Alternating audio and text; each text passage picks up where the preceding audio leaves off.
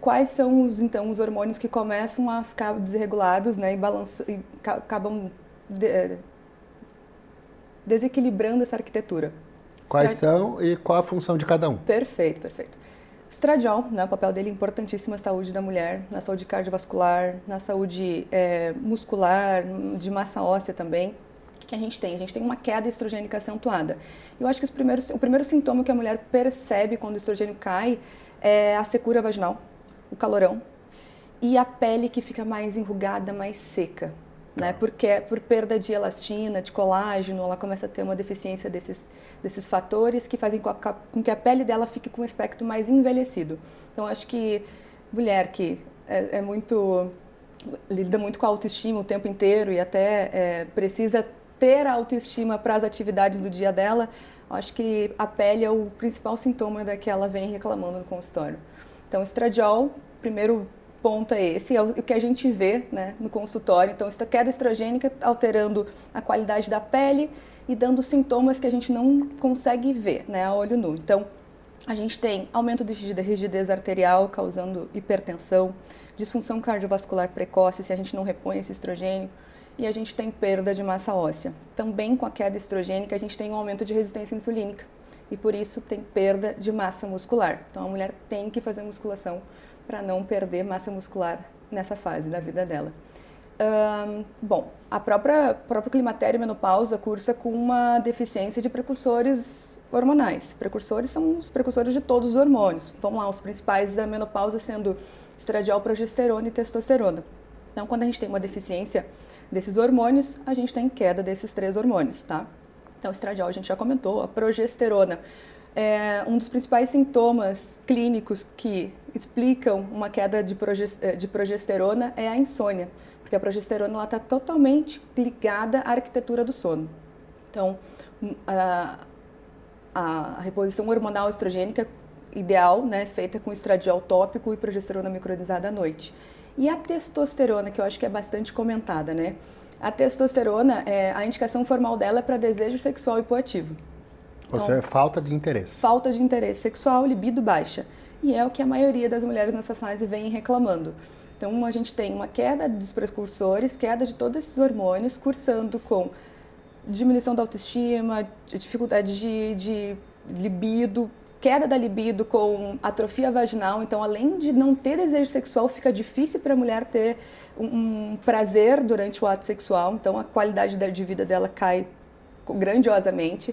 O sono que fica completamente desregulado, os calorões, a irritabilidade. Então, a mulher, a queda da performance no exercício, né, a perda de massa muscular, então a mulher vai vai se desfalecendo por conta dessa queda hormonal que acontece. E muitas vezes acaba atingindo até um divórcio nessa etapa da vida, né? Muito que acaba comum. sendo muito comum. Por falta de interesse, mas não porque deixou de gostar da pessoa, mas porque os hormônios dela não ajudam. Não ajudam e, né, a própria lubrificação vaginal fica muito afetada. Então, além de não ajudar, a libido Atrapalha. fica ruim. Atrapalha, exatamente. Agora, quais seriam as condições ideais do paciente? Porque você falou de ter indicação clínica.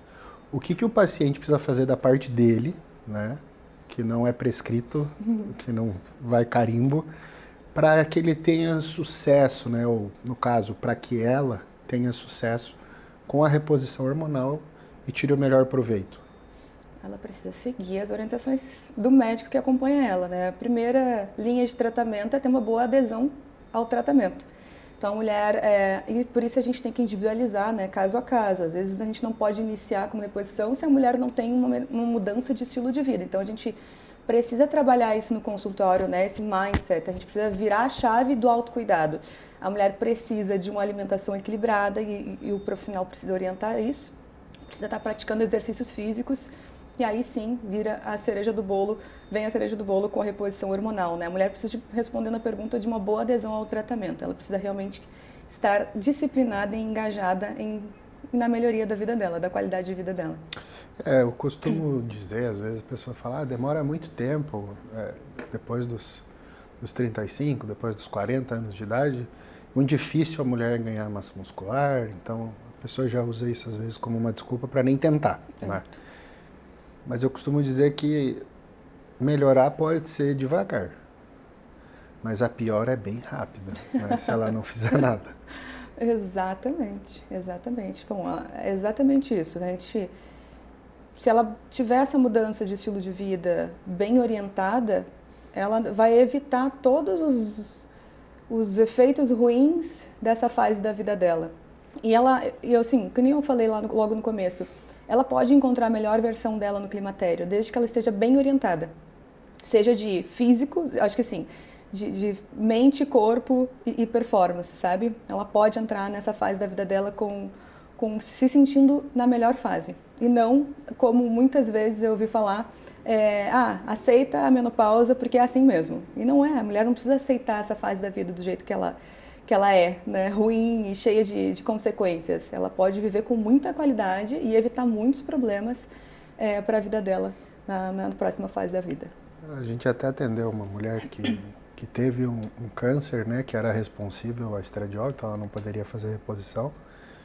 Eu lembro que ela falou pro oncologista dela, né, depois do tratamento, que ela preferia morrer do que ficar sem a reposição hormonal, porque a qualidade de vida dela, uma vez que ela teve que suspender a reposição, foi horrível.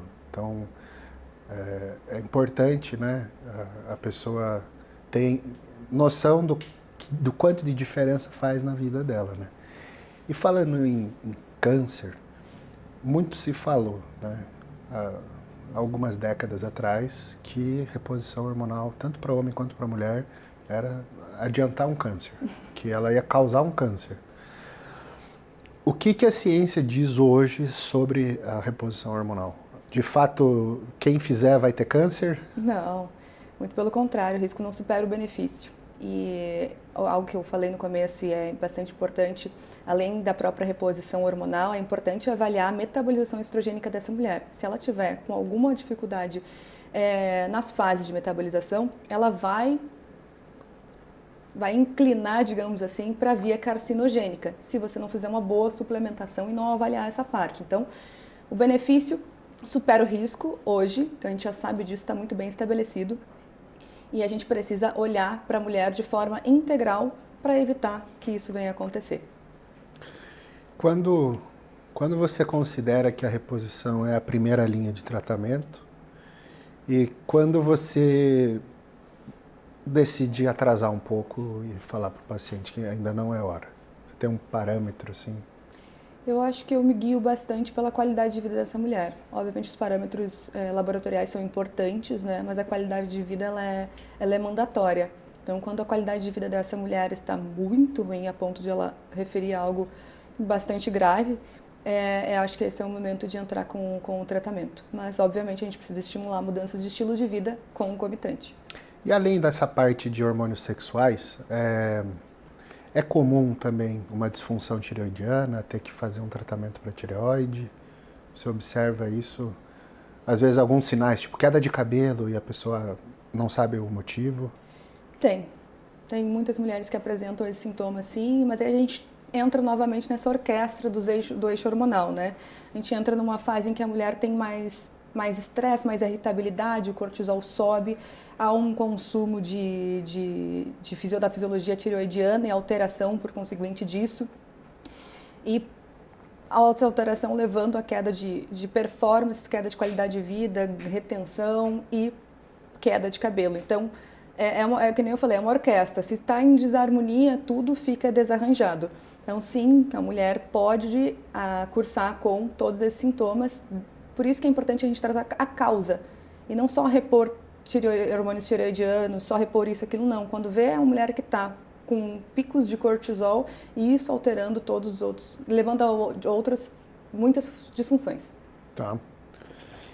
E o sono deve ter um papel bem importante nessa questão, né? Hoje em dia, a maioria dos pacientes que você atende tem um sono regular, disciplinado, ou é algo que as pessoas precisam evoluir e melhorar? Boa. Eu costumo dizer em todas as consultas que o sono ele é inegociável. E só te trazendo, eu acho que uma previsão, assim, eu acho que 1 em 100 tem um sono sensacional. o resto todo tem alguma disfunção na arquitetura do sono, seja por ansiedade, então uma insônia de início do sono, ou de manutenção por picos de cortisol que faz à noite e deficiência de serotonina, né, que é bastante comum nessa fase da vida.